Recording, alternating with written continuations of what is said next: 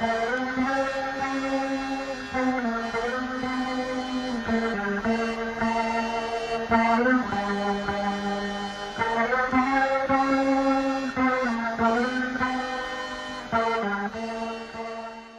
kalpatarubhyascha kripa sindhubhyevacha patitanam pavanebhyo vaishnavebhyo namo namaha. Hare Krishna. I'd like to welcome all the viewers and devotees who will be watching this discussion on this very important topic of reading Srila Prabhupada's books and the transformation that it brings to one's life. Today, as a guest, we have with us His Grace Gauranga Prabhu, a devotee, a personality who needs little introduction. He has many, many devotional designations and emblems that he can carry with himself. He motivates hundreds and thousands of people around the world. He travels a lot. He preaches the glories of Bhaktivedanta purports in every discussion or discourse he gives. So I'd like to welcome His Grace Gauranga Prabhu. Thank you so much, Tapan Mishra Prabhu, for inspiring this wonderful week, the Shravanam week. Congratulations. Thank you, Prabhu. Prabhu, we hope that the next 60 minutes that we'll spend with you, you will actually share with us all the secrets about how, from a point when we enter the process of Krishna consciousness, and by taking shelter of Srila Prabhupada's books, one day we can aspire to become devotees. So I would like you to please start and share with us, when did your journey of Krishna consciousness and your surrender to the books of Srila Prabhupada begin?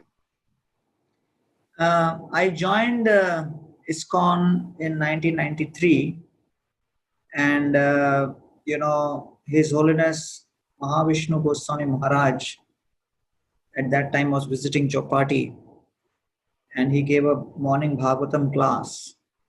And after the class, he was talking to all the brahmacharis, and he mentioned a very important point which struck me very deeply. And he said that, a brahmachari should get married to the Srimad Bhagavatam. And then he also mentioned that if one spends time in the brahmachari ashram but does not study Srila Prabhupada's books deeply, then the walls of the ashram would eat him up. So he was so dramatic in the way he mentioned it, and the class he gave was filled with Shastri quotes and a lot of inspiration to study. So, of course, before that also I had some exposure to the books, and devotees were encouraging me to study. But this interaction with Maharaj was like a turning point with respect to my own personal deepening of my study to Srila Prabhupada's books, especially the Srimad Bhagavatam. Oh, that's a lovely anecdote. Grihe Thakur, Wane Thakur. I was speaking to one of Maharaj's disciples, and he mentioned that Maharaj mentioned to them that you should do what you should, which you just mentioned if you're brahmachari. And he said for those who are householders, he said they should do a second marriage, a more prominent marriage, and that should be also with Srimad Bhagavatam. Exactly. Yes. So that is consistent. Yes. You mentioned, Prabhu, you were reading prior to that also. Would you remember what was your first encounter with Srila Prabhupada's books? So, I had a room partner of mine. Room partner meaning, he was in the room next to mine in IIT. And, he was going to do his PhD in paleontology. He was from the Earth Sciences Department, and he was going to America. And he was sharing that very, frequently with me. And then I happened to attend one of the lectures given by our ISKCON monk. And he mentioned about Srila Prabhupada's views on Darwin and, the book Life Comes from Life and everything.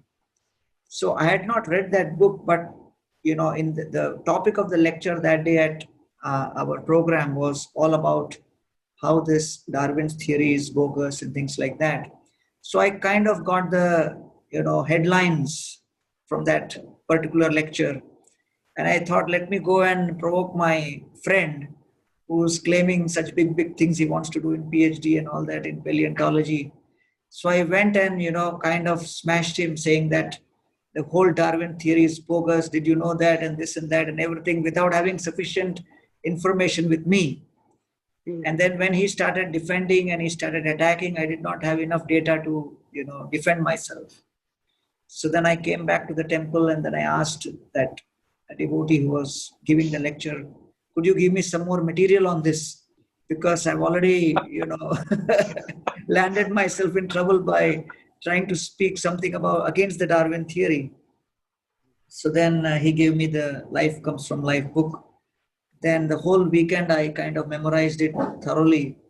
And then Monday morning I was kind of armed with all the answers I needed to defend and to attack. And, I really went and downloaded whatever I had just read. And those guys just thought I'd gone crazy because I was normal like a few weeks ago, eating with them, sitting with them and discussing with them. And suddenly now I've taken very revolutionary stance on, normal issues in life. So that's how I developed faith in Srila Prabhupada's books. And then gradually after the small books, I started reading the Bhagavad Gita. And then after I joined the ashram, then only I started the Bhagavad Gita. Was there a guide or mentor who sort of encouraged you, or was it self-inspiration that you took on to reading more books? Well, Bhakti Rasamrit Maharaj was very instrumental because he would always say that, the Harinam Sankirtan gives inspiration. The Shastra gives conviction. And Krishna Prasadam gives satisfaction to the heart and the soul and the body. So therefore, the Sankirtan and the Shastra together form the foundation of our movement. And so he would always emphasize, and he would often quote Prabhupada, that if someone comes to Krishna consciousness movement based on sentiment, then he would also leave based on sentiment. So the culture to study Srila Prabhupada's books was originally inculcated within me by Bhakti Rasamrit Maharaj. All glories to Maharaj. And you touched upon this topic of conviction. I wanted to ask you something about culture. I spoke to some of the speakers who I asked about the culture in the 70s and the 60s when Prabhupada was firstly present about reading books. Could you share with me what it was like in the 90s in the Hare Krishna movement and ISKCON? And was there a culture of reading every day? And how is it different from what it is now? If you can just give us an overall idea. Sure. See, first of all, in the 90s, there was a very strong understanding on the effects of not reading. That by not reading Srila Prabhupada's books, one would experience confusion, spiritual weakness, one will have destruction of faith. Maybe one may lose even inspiration and courage. And, we were just coming into the 90s after the very stormy 80s for ISKCON, which was filled with many problems and challenges. And then also in the 90s, there were many other spiritual leaders in the Vaishnava Sampradaya who were kind of, I would say competing or casting aspersions and creating questions about whether what Srila Prabhupada had given was sufficient or not. And, maybe it was only basics, but you want something higher, then you should come here, there and everything. So there were lots of other cheap initiations also happening. And there was also the dark cloud of deviations. And 94, 95 was the period of the Jiva issue was very prominent in ISKCON. I mean, 93, 94 was when I joined. the fall The of the fall jiva, down, the fall down, the fall of the, yes. the fall of the jiva, and then all these things were pretty intense.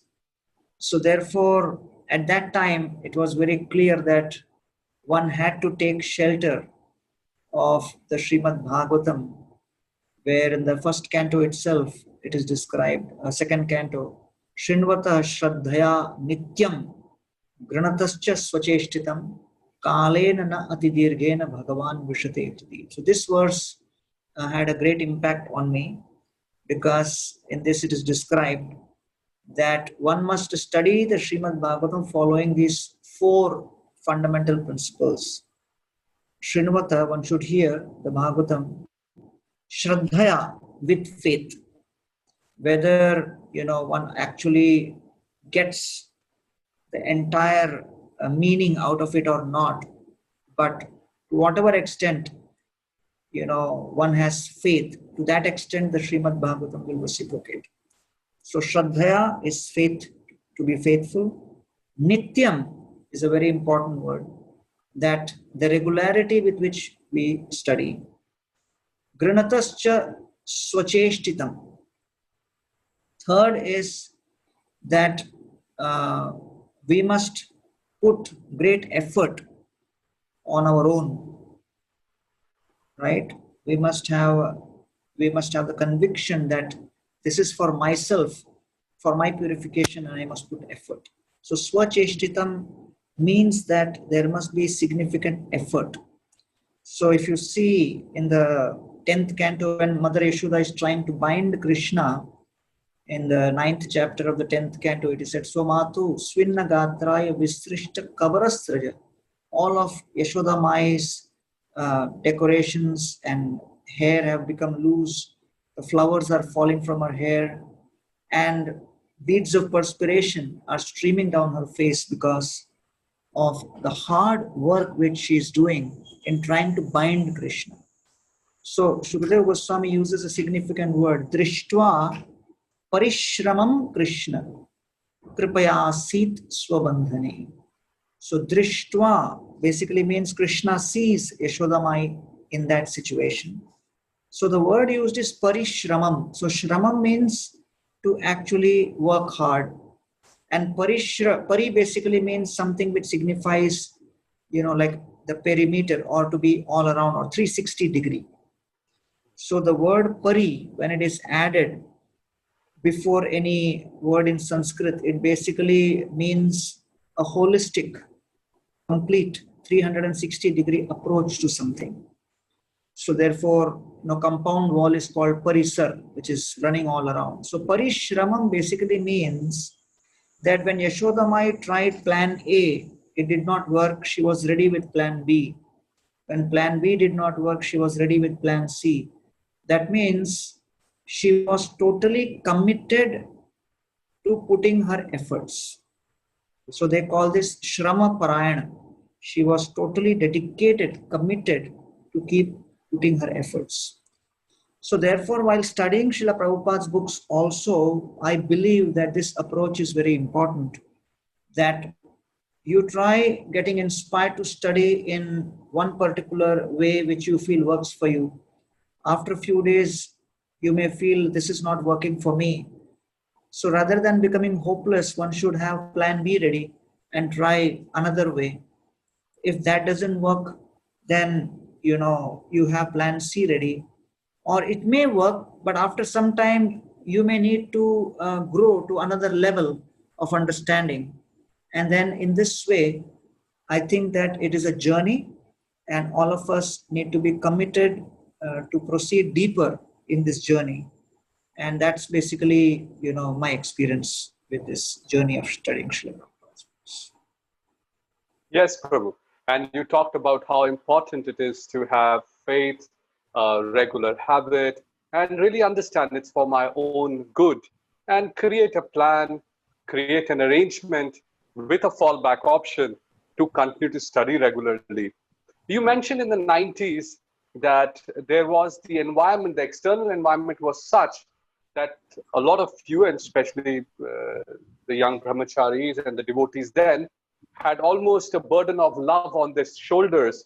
They had to defend this institution and Prabhupada's purports. Has situation changed since then? Uh, are there? Is it still not the same? What is your experience? We have much success in many other accounts, but are we faced with the same kind of challenges which remain there in the 90s? I must confess that in the 90s, one major advantage which we had was we did not have internet, the social media, and the smartphones. Because, thanks to all of this, a level of, exposure to dopamine has increased so much that people have become so much used to having something new every moment that they may find just studying the books to be boring, repetitive, or they may just find it is inducing sleep, and they may just be complacent towards it or have inattention while studying, just because that everybody is getting more and more used, thanks to the internet, a whole culture of things changing within a few moments. And so when something keeps changing rapidly, then only it is able to attract people's attention. Whereas, the message of Bhagavatam is such that you have to be patient with it, and then you have to allow the Bhagavatam's message to change you. Well, the acharyas in our sampradaya, in other Vaishnava sampradayas, they say that the process of devotional service is such that every moment there is a new rasa that one is supposed to taste. And clearly, devotees like yourself who've taken shelter of Bhagavatam, preach Bhagavatam for now decades, you experienced that. So it is a confusion, Prabhu, as to why the sadhaka should feel bored when every single verse and page of Bhagavatam is so exciting. One doesn't want to stop, one wants to know what happened next. So in your analysis, Prabhu, what creates this lack of taste? What creates this dumbness of mind to not be able to take shelter in what even the yogis and the topmost of the sages were so excited about? What would your analysis be in today's time and age? Well, in the Bhagavatam itself, in the 10th canto, Maharaj Parikshit gives 5 reasons. And he says, Yat Shrinuvato Apaiti Aratir Vitrishna. He says, Yena Yena Avatarena Bhagavan Haririshwara Karoti Karanaramyani Manogyani. That when we do not spend sufficient time in developing relationship with the sound vibration. So it is basically the effect of what will happen in any relationship when you do not spend quality time and do not invest in that relationship. So when one does not invest in a relationship with quality time, then one cannot actually experience the real taste of that relationship. So here Parikshit Maharaj says, number 1, Apaiti Aratir. When you spend quality time, specific time, investing in hearing and studying the Srimad Bhagavatam, so Aratir, distaste for the Srimad Bhagavatam and distaste for Harikatha goes away. Just like, one of my friends tells this story that there was somebody from, the north who had got admitted in a college and in a hostel, and he had never tasted upma before, which is a South Indian dish. And so when he first tasted the upma, he just said, oh, this is namkeen halwa. And he could not even understand what it is because it was absolutely new. So when you have never tasted something, or just like small children make a fuss with food and make a fuss with milk or something like that, and then the parents, what they do is they just encourage and inspire the child to eat that particular dish more. So by regular exposure to that particular item, one gets conditioned and one cultivates a taste. So Parikshit Maharaj says, Yat Srinamato apaiti aratir. The aratir, distaste, goes away by regular cultivation and exposure to the sound vibration. And number two, he says, by regularly cultivating and hearing and studying with Krishna, the material desires or the obsession to enjoy the sense objects also goes away. Sattvam cha shuddhyati achirena pumsa. The third effect, he says, by studying is the mode of goodness increases. The influence of mode of goodness increases. And therefore, initially, when one has too much of passion and ignorance, so because of ignorance, one may experience laziness, one may experience sleep, one may find things very repetitive. Then, due to passion, one may want to just skip and scan the book, or one may just, want to study multiple books, open few books and open 2 pages here, 2 pages there, whatever. Or in today's context, just jump from, site to site, because entire Vedic and Vaishnava encyclopedia is available online and everything is available now. So that is all influence of the mode of passion. But then when we are committed to hearing, studying regularly, gradually mode of goodness increases, and only in goodness steadiness can be cultivated. So then by that mode of goodness increases. Then fourth, he says, Bhaktim Harau Tat Purushe, and then devotional service or the service attitude arises, because you hear about all the various personalities who have served Krishna so wonderfully. And then fifth is Purushecha Sakhyam, one's relationship with others, other devotees, in whose association we are studying and hearing, that relationships become strong. So therefore, it's a very good idea to hear regularly in the association or have study groups where devotees can come together and study the Srimad Bhagavatam and the spiritual literatures. Purushecha Sakhyam, it increases the intimacy towards the devotees. So Tadeva Haram Vadamanya Sechet. So Parikshit Maharaj is saying, may I wear the garland of this transcendental sound vibration of Bhagavatam around my neck. So I think, as they say in India, 88% currently, there may be approximately 270 million students in the education system from, standard 1 to standard 12 in the Indian schooling system. But you will be shocked to know that only 12% of that student population enters into college. That means 88% of the Indian student population in the secular education do not get the privilege of going beyond the 12th standard. So the 12th standard in Indian education system is known as the educational line of control. Yeah. And due to various circumstances, due to various social, economic reasons and various other reasons which are, beyond the scope of our discussion. But similarly, if I look at the case of devotees' study patterns, then also I see that hardly 10% of the devotees manage to go beyond the first canto of the Srimad Bhagavatam and venture into the other cantos, because, they just are not committed enough to spend time. So you need some time to spend, and then gradually the lower modes will be washed away, and then one will feel more inspired. So that some patience and some commitment is required.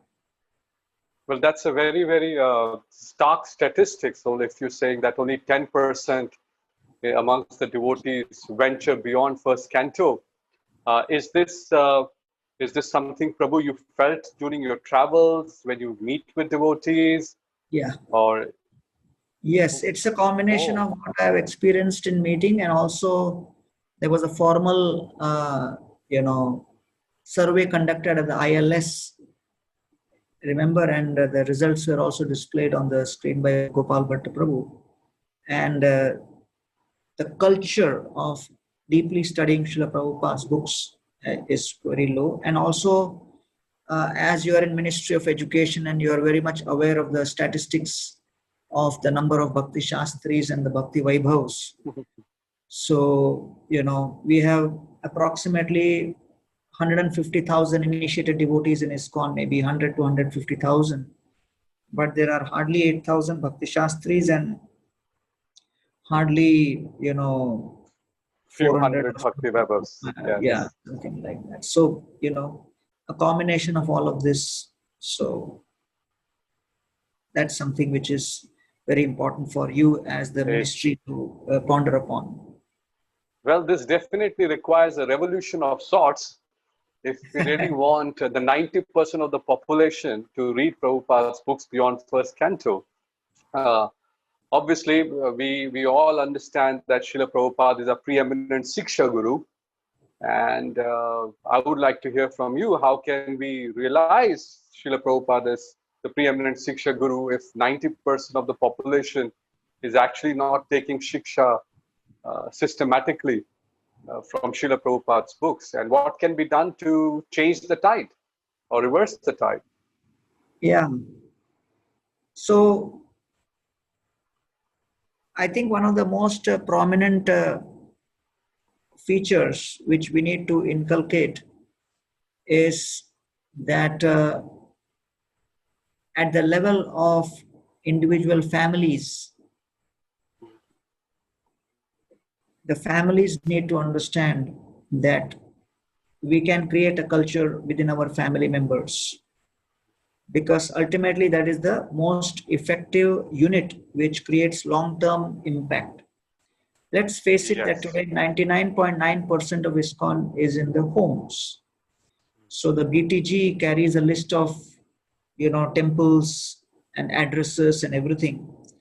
But those buildings and addresses, they are actually housing only 0.1% of ISKCON. The 99.9% of ISKCON are not in those buildings. They are living in the homes.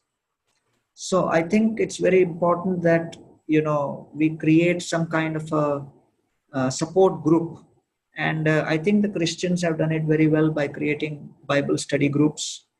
And I think it's very, very important for ISKCON as an organization to facilitate study groups within its congregations, where Srila Prabhupada's books can be studied and shared and discussed. In fact, I often say that many people ask me how to study Srila Prabhupada's books. Then my entire inspiration of how I have studied is based on one verse from the third canto of Srimad Bhagavatam, where Maitri Rishi tells Vidura, Tathapi kirtayami anga yathamati yathashrutam kirtim harer swam satkartum giram anyabhida asati. He says, I am speaking this knowledge to you not because, I want to, I'm more intelligent than you, or I have more knowledge than you. Yathamati, as per what my intelligence allows, yathashrutam, based on what I've heard. I'm just repeating this only for one purpose, kirtim harer swam satkartum, for my own purification. So therefore, we chant our 16 rounds for our purification. And devotees in ISKCON can add the Hari Katha Kirtan also as part of their sadhana bhakti for their purification. And it is, researched that we remember only 10% of what we read, but we remember more than 70 to 75% of what we repeat, what we speak, what we share. And therefore, this culture of studying together and sharing with each other is a very important element which will really create transformation. Prabhu, in the communities that you guide and oversee, have you sort of implemented this? What systems, processes are you encouraging devotees to follow so that they can embed this culture of reading? Yes. So basically, right from 2004, we actually, I must confess that across ISKCON communities, the information about board of examinations and the Bhakti Shastri, Bhakti Vaibhav, Shastric examinations is not really communicated and articulated in a very clear manner. Because I joined in 94, 93 until 2003 when I went to Vrindavan and I met Bhakti Brihat Bhagwat Maharaj. At that time, he was Brihat Maradagva Das and he was the president of ISKCON Vrindavan. I asked many people around what is this Bhakti Shastri and what do you need to do to make your center a Bhakti Shastri certifying center, and a lot of stuff. Of course, those were the pre-media era, so information dissemination was more difficult, but practically nobody could share with me the exact idea. They just said you have to go to Vrindavan, go to Mayapur and stay there in 4 months, and uh, only then you can get these things. It's not possible and all. So then when I went there, he was the one who actually shared with me the details that there is something known as board of exams and you can actually certify a center to become a Bhakti Shastra certifying center and things like that. So that was a turning point, and then he came over and then I became the first Bhakti Shastri in our community. And then he said, you need to have 6 more people. So we had another group of 8 or 10 people who were certified. And then we became a Bhakti Shastri certifying center. And from that point onwards, in the last, 15 years or so, between Chopati and various centers connected in our satellites, we have had more than 4,000 Bhakti Shastri, 3,500 to 4,000 Bhakti Shastris in English and other languages. And a huge army of trainers and teachers we have who are regularly traveling, and there are some devotees who are extremely committed just to go batch after batch. They have just batches after batches lined up, and they do it in English, Hindi, Marathi, Kannada, all different languages, the study of Srila Prabhupada's books. And I think that what I have experienced personally is many times after the center opens and then everybody has a great time at the beginning, then gradually if people are not situated on a spiritual platform, ultimately man is a social animal.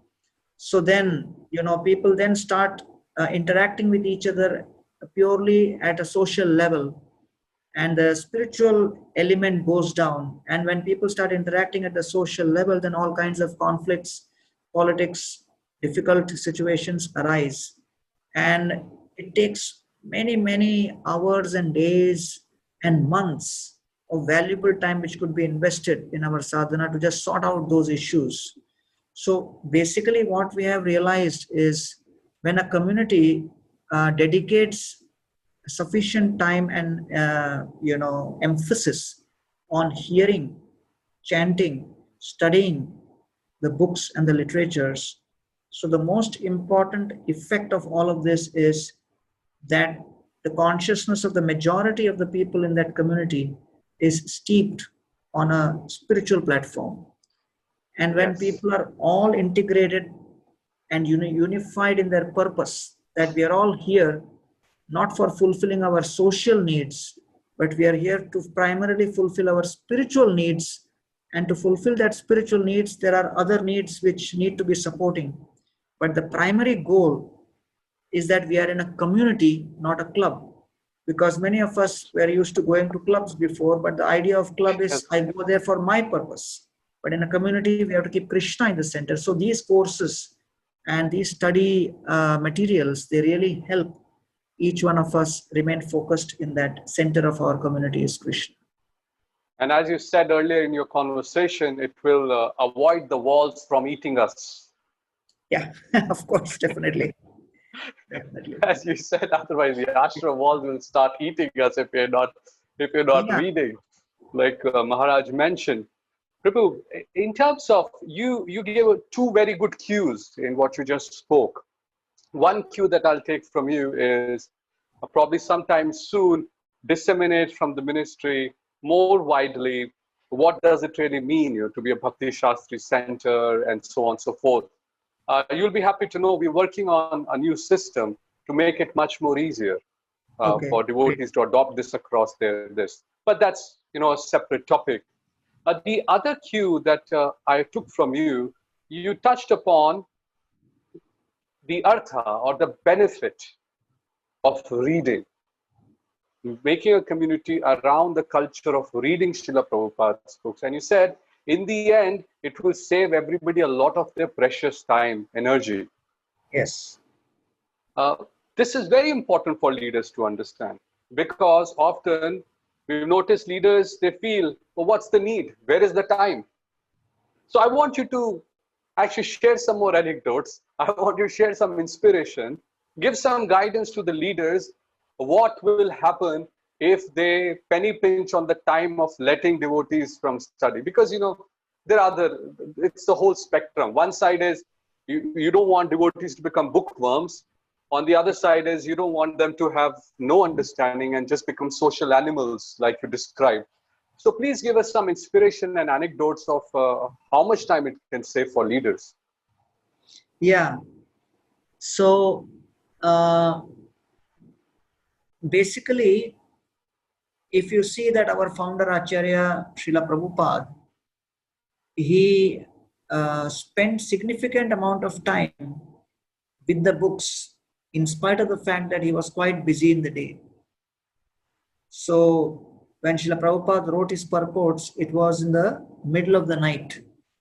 Yes. And he actually spent significant time writing those purports, writing those commentaries. And the important thing is that many times we as devotees in ISKCON become quite inspired by seeing Srila Prabhupada's travel across the world, his acquisition of properties, new temples, churches, creation of new projects in India, especially Vrindavan, Mayapur, Mumbai. So all of these are talked about, discussed about. These are tangible, things which we can see.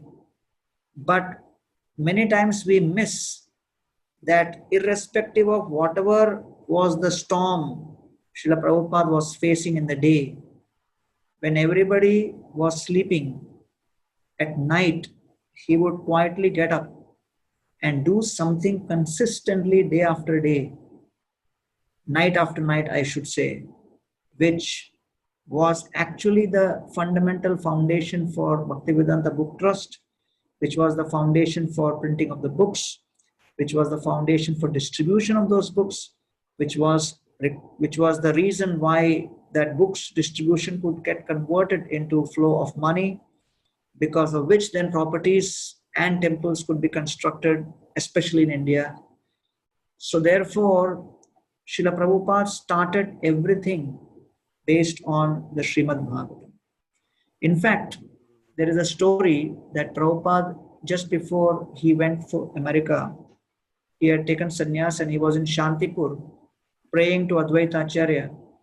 And then one of his godbrothers met him there and he said that, "Oh, Swami Maharaj, I heard you are now going to America." And Srila Prabhupada looked at him and said, "Actually, I am not going to America." And then he pointed to the first 3 volumes of the Srimad Bhagavatam. He said, "The Srimad Bhagavatam is going to America. I am accompanying the Bhagavatam as their sevak." So actually, Srila Prabhupada went with the first 3 volumes of the first canto. And then after that, he just was focused on printing and publishing his books to a great extent and spending quality time at night. And if we see that right from the first canto to the 12th canto and then Chaitanya Charitamrita purports, Srila Prabhupada is, through his Bhaktivedanta purports, preparing us on how we can respond to various adversities and not react to it. And especially from the leadership perspective, those who are managing projects, leading projects, I can say that when we are faced with a provocative situation or adversity or a calamity, we could respond in three ways. The first is we could, our response could be, uh, in one sense, very political. So political response basically means that, we feel someone is attacking us and we attack back. So this is basically the kind of responses you see in the Mahabharata.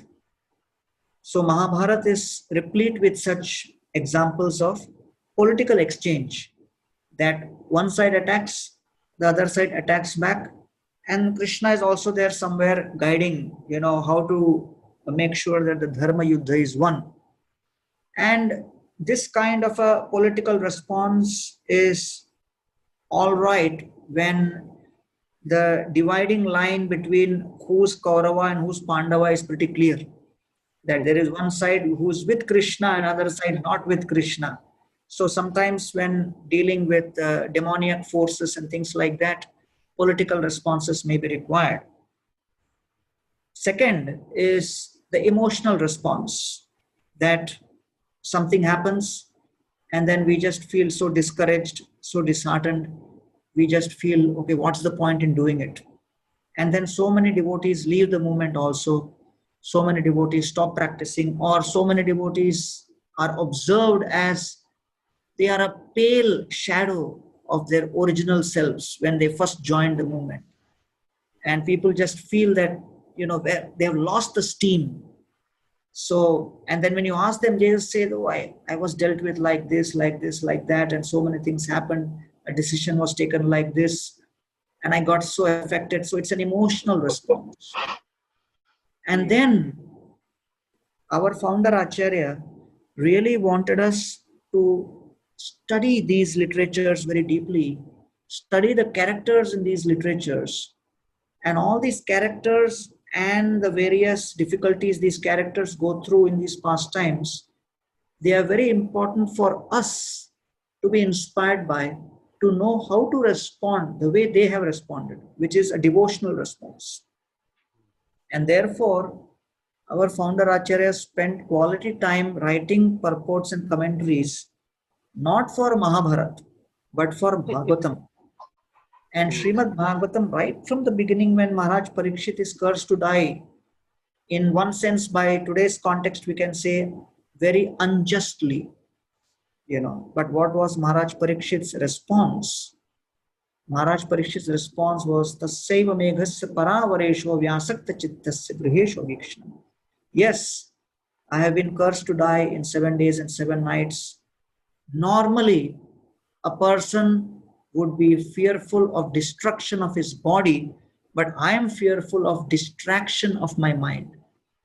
And therefore, Maharaj Parikshit at that point was very much willing to forgive the Brahmana who was responsible for this, and was willing to sit and hear from more and more Brahmanas and sages. So he went from all the way from to the devotional response, which you're describing. Exactly. And to summarize, Srila Prabhupada, one who reads will be prepared to know when to have a political response, if at all required, avoid an emotional response, which doesn't serve much purpose in any case, and be able to handle all situations in life. So that is a very good incentive for the leaders, because I think the leaders, managers face provocative circumstances quite regularly. In the outside world, there's a famous statement, leaders are readers. And within our movement, sometimes it is understood that it is not necessary. Whereas if you really look at our culture, and who would know this better than you, in our culture, every single personality who appears on the altar within our parampara is immensely immersed in hearing and absorbing Srimad Bhagavatam. I mean, Chaitanya Mahaprabhu himself when you were talking about Srila Prabhupada, I was thinking Mahaprabhu never let a moment pass. There was not a single night where he would not discuss about Hari Katha or Krishna Katha. And the same holds for all of our acharyas. Uh, what has changed? And what has changed in our movement that this very essential aspect of the parampara, we are a Siksha parampara. We call it that as a word, we say we are a Siksha parampara. In the sense of only we should have Siksha Guru and Diksha Guru, but Siksha means that of those who are always absorbing. What has changed, Prabhu? Well, I think, it is the observation of many parents that especially in the cities, that one of the greatest challenge for the parents is to keep the children, inspired to eat the regular rice, dal, chapati, rather than, go for the pizza, pasta, and, various other kinds of snack food and what they call as junk food. And somehow the tendency is always to go in that direction. So today, the biggest challenge what is happening is the amount of prajalpa, which is drowning the entire world.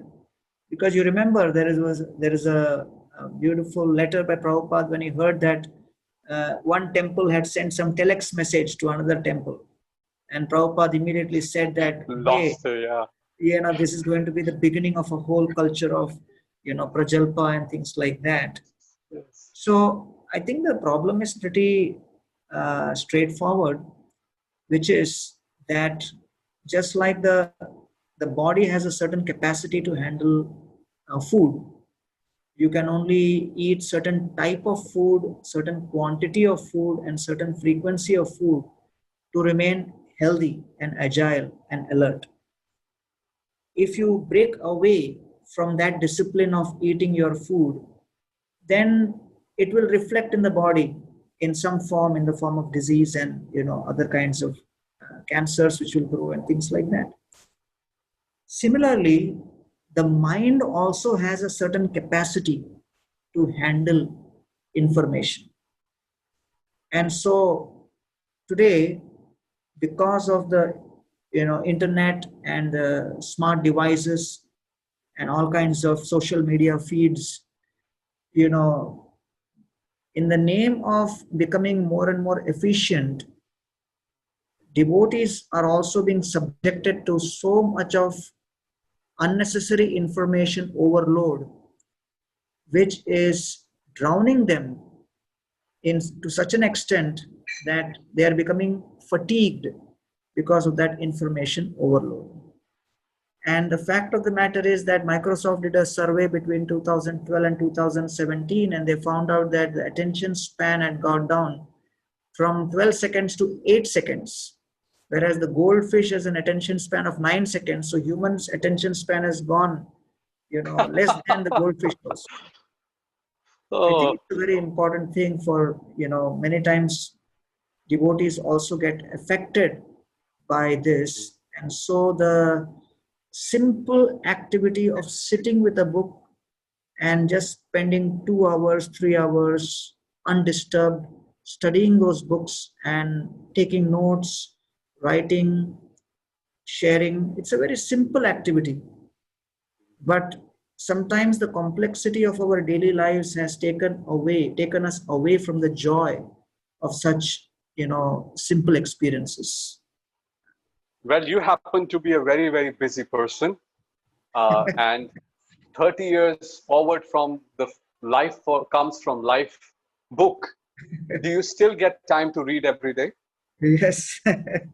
Especially, I would say that the last, between 2011 to 2015, when the Govardhan Eco-Village project was, really at its creative impetus.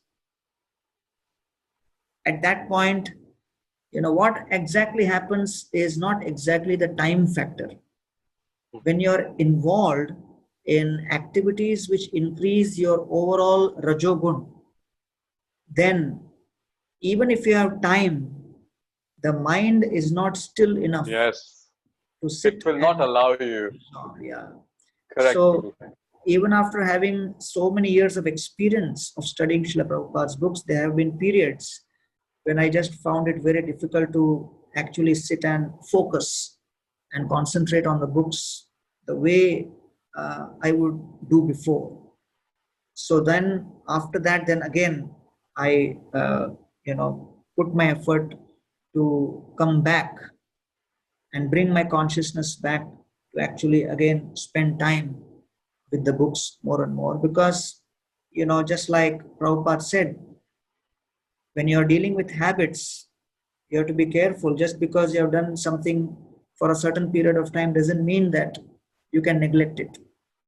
And then circumstances can always take you away. So it is like driving. You have to constantly, be vigilant.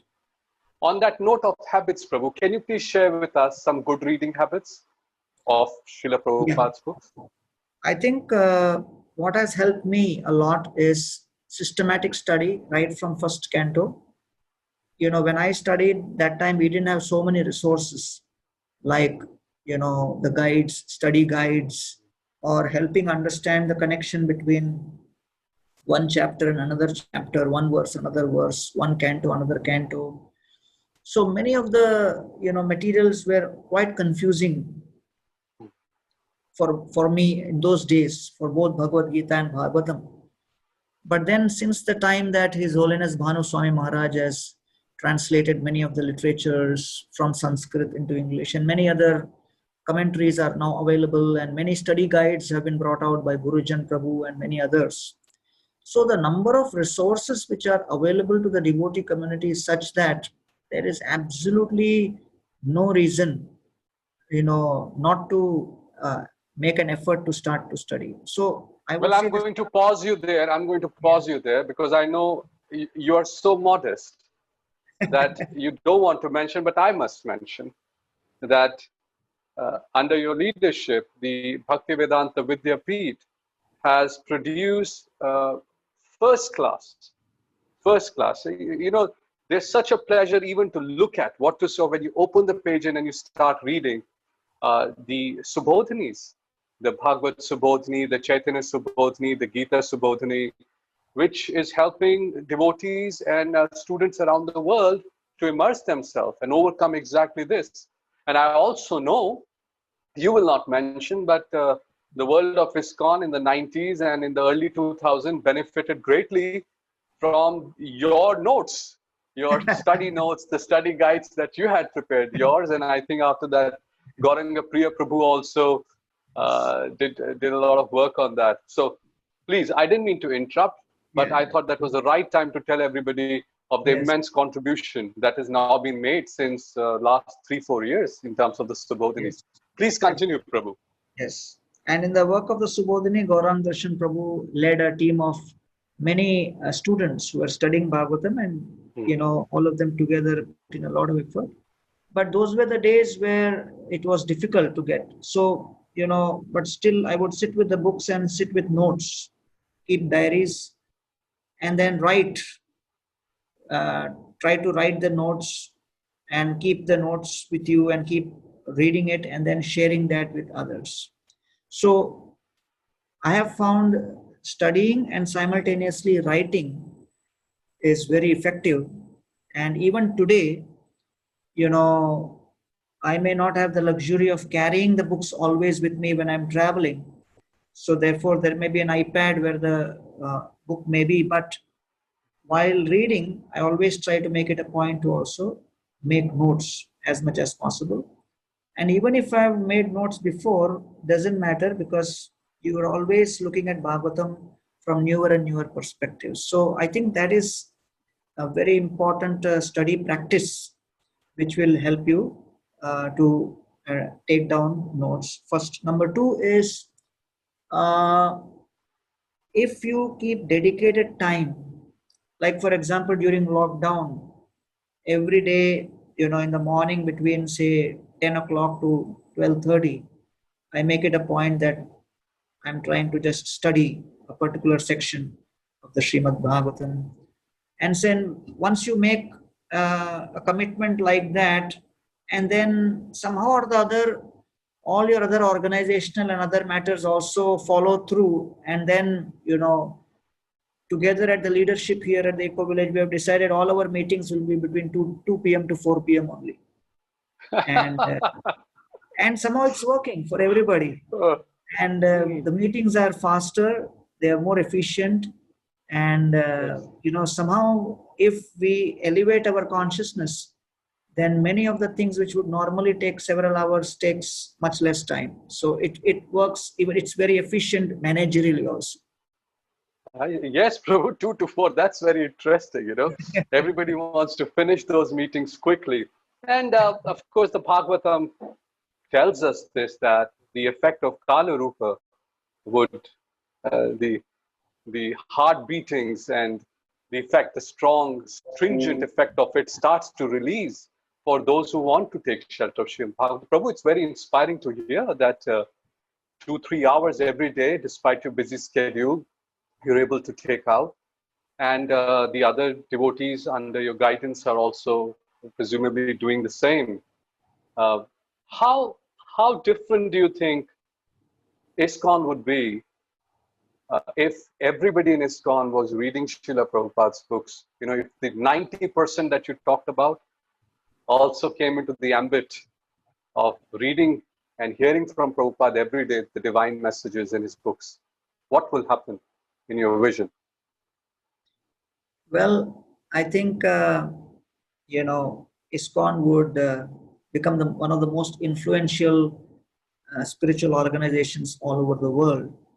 Because, Prabhupada said, what would really make the difference is when devotees are completely transformed and have full conviction. And therefore, when devotees would see Srila Prabhupada and his conviction, that would impact them. And I would say that we would have a huge army of Lord Chaitanya Mahaprabhu's soldiers. In fact, when Prataparutra Maharaj saw from the top of his palace the devotees from Bengal who had come, and for the first time... He had never seen anybody like that in his whole life. Exactly. So Prabhupada mentions in that purport that Prataparutra Maharaj was not a novice. He had seen some of the best singers. He had seen all kinds of kathakars. But he saw a group of devotees who were practicing, and they were actually internalizing what they were, professing. So I think that is a very huge transformation is possible. Yes, and I recall from that section of Chaitanya Charitamrita that is mentioned, Prataparutra Maharaj says he'd never seen anybody so effulgent. Yes. And he was so curious to know, what are the names? Who's that? So effulgent. And the same, their Sankirtan was something that nobody in whole of Odisha had ever heard. Prabhu, it's so inspiring to hear this from you. A vision of ISKCON, where if everybody is reading every day Srila Prabhupada's books, we could be and would be, if we are not already, would be the most influential spiritual organization in the world. In this project called Books Are the Basis, we are praying to Mahaprabhu from this holy dham of Sri Dham Mayapur that one day Srila Prabhupada's books will become the most widely read spiritual literature in the whole world. On that note of inspiration from you, I'd like to ask you if you'd like to give any parting message to all of us to inspire us to read every day. Well, I can only share with everybody that the Srimad Bhagavatam is, as Sanatana Goswami says, Madeka Bandho, my best friend, Mat Sangi, my constant associate, Mat Guru, Bhagavatam is my Guru, Mat Mahadhana, it is my greatest wealth, Mat Nistaraka, Bhagavatam is our greatest deliverer, Mahabhaga, it is the one which will make us supremely fortunate, Madhananda, and let Srimad Bhagavatam be the greatest source of our bliss and joy. Namostute. Offering obeisances to Srila Prabhupada's books and Grantharaj Bhagavatam. Grantharaj Srimad Bhagavatam ki jai, Srila Prabhupada's transcendental books ki jai. Thank you so very much, Gauranga Prabhu, for your time today. Thank you so And much. I hope that you'll continue to inspire everybody to read Srila Prabhupada's books. And we hope to get another time to speak to you when you can again hear from you the glorification of Srimad Bhagavatam and Prabhupada's books. Thank you. Vancha kalpatarubhyascha kripa sindhubhyevacha patitanam pavnebhyo vaishnavibhyo namo namah. Hare Krishna, Prabhu. Hare Krishna. Thank you so much. Hare Krishna.